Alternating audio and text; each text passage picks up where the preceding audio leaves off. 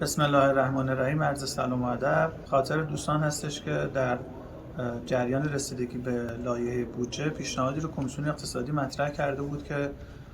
ارز مورد نیاز برای تامین کالاهای اساسی و دارو کاهش پیدا کنه در سال آینده که بنده اخطار قانون اساسی دادن در صحن مجلس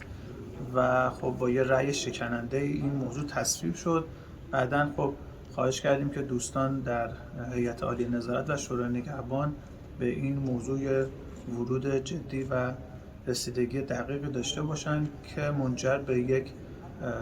اثرات تورمی سنگینی مجددا نشه، با توجه به تجربه‌ای که در سال گذشته بابت حذف ارز ترجیحی داشتیم. به شدت کالاهای اساسی و به ویژه اقلام غذایی دچار تورم شدند و خب سال آینده هم انتخابات کشور آمریکا رو هم خواهیم داشت که طبیعتا اون هم روی معادلات ارزی ما ممکنه تاثیراتی بذاره و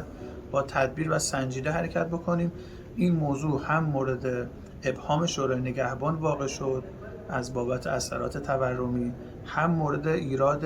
هیئت عالی نظارت بر سیاست‌های کلی واقع شد که اونجا تصریح کردن که این مقدار 10 میلیارد یورو بسیار کمتر از مصارف ارزی سال جاری هست و منطبق با واقعیت‌ها و شرایط کشور نیست و از حیث غیر قابل اجرا بودن هم خلاف سیاست‌های کلی نظام قانونگذاری هست که خب این به مجلس برگشت داده شد. امروز در واقع اصلاح شد و این تا سقف 13 میلیارد و 600 هزار یورو صرفاً برای واردات کالاهای اساسی، کشاورزی، دارو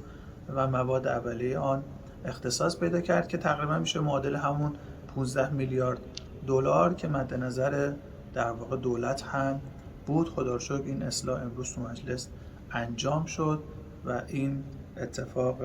اصلاحی افتاد. متشکرم.